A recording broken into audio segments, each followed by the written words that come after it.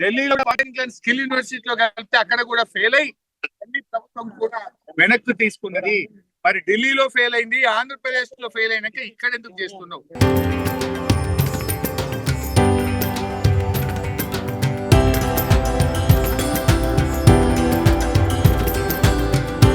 తరతరాలుగా తరగని స్వర్ణ బంధాలు మన మానిపల్లి జ్యువెలర్స్. ఇప్పుడు ఇవాళ స్కిల్ యూనివర్సిటీలో కలపడం అంటేనే ప్రైవేట్ లో కలపడం. ఇవాళ రేవంత్ రెడ్డి నేను కోరేది ఒక్కటే, అనవసరంగా ఈ పాలిటెక్నిక్ విద్యను ప్రైవేట్ పరం చేయొద్దు. నేను రాహుల్ గాంధీని కూడా అడుగుతున్నా, రాహుల్ గాంధీ అంతటా పోయి ఉద్యమాలు చేస్తున్నావు, ఢిల్లీలో చేస్తున్నావు, బీహార్ లో చేస్తున్నావు, మరి తెలంగాణకి ఎందుకు వస్తలేవు? ఇక్కడ కూడా జెన్సీ రోడ్ల మీద ఎక్కి పోరాడుతుంది కదా, 1,00,000 మంది పాలిటెక్నిక్ విద్యార్థులు పోరాడుతున్నారు కదా, ఫీజు రియంబర్స్మెంట్ కోసం విద్యార్థులు పోరాడుతున్నారు కదా, నిరుద్యోగులు జాబ్ నోటిఫికేషన్ కోసం పోరాడుతున్నారు కదా. ఆనాడు రాహుల్ గాంధీ, ప్రియాంక గాంధీలు యూనివర్సిటీ మెట్లెక్కినారు, లైబ్రరీల చుట్టూ తిరిగినారు, నిరుద్యోగుల చుట్టూ తిరిగారు, హామీలు గుప్పించారు. ఎందుకు ఇప్పుడు రావట్లేదు? అంటే ఢిల్లీ కొనీతి, తెలంగాణ కొనీత రాహుల్ గాంధీ గారు? ఇలా నువ్వు ఏ రకంగా అయితే పోరాడుతున్నావో ఇలా తెలంగాణకు వచ్చి పోరాడు, మా పాలిటెక్నిక్ విద్యార్థులతో మాట్లాడు, రేవంత్ రెడ్డికి మొట్టికాయలేసి జీవో 97 రద్దు చేయి. ఇలా ఏందండి వరంగల్లా మేము వస్తున్నామని చెప్పి పాలిటెక్నిక్ కాలేజీకి తాళం వేస్తారా పోలీసు వాళ్ళు? పోయి అన్నం కూడా పెట్టారా పిల్లలకు? 1 గంటకు అన్నం పెట్టాలంటే హాస్టల్ బంద్ చేస్తారు, మెస్ బంద్ చేస్తారు, కాలేజీకి తాళం వేస్తారు, పిల్లలకు అన్నం పెట్టరు, పిల్లల్ని బయటకు రానియరు.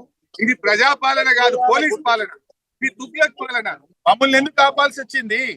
రాహుల్ గాంధీ గారు వెంటనే జోక్యం చేసుకోవాలని, ఈ యువతరం తిరగబడక ముందే, ఢిల్లీ తరహా ఉద్యమాలు జరగక ముందే తక్షణమే రేవంత్ రెడ్డికి చెప్పి జీవో 97ను రద్దు చేయించాలని చెప్పి కూడా మేము డిమాండ్ చేస్తా ఉన్నాం.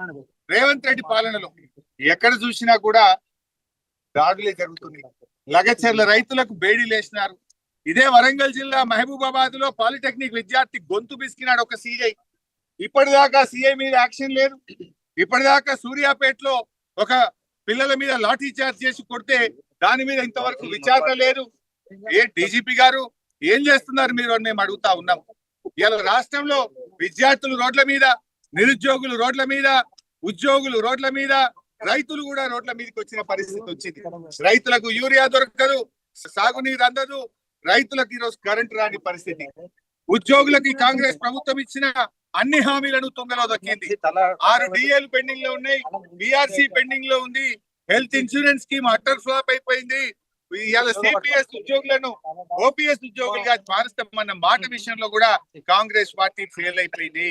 తక్షణమే కాంగ్రెస్ పార్టీ ఉద్యోగులకు ఇచ్చిన హామీలను అమలు చేయాలని, ఉద్యోగులతో చర్చలు జరపాలని, వెంటనే పిఆర్సీని ప్రకటించి అమలు చేయాలని చెప్పి కూడా బీఆర్ఎస్ పార్టీ డిమాండ్ చేస్తుంది.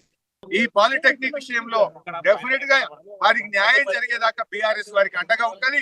ఇవాళ పాలిటెక్నిక్ విద్యార్థుల పట్ల ప్రభుత్వం కర్కశంగా వ్యవహరిస్తా ఉంది.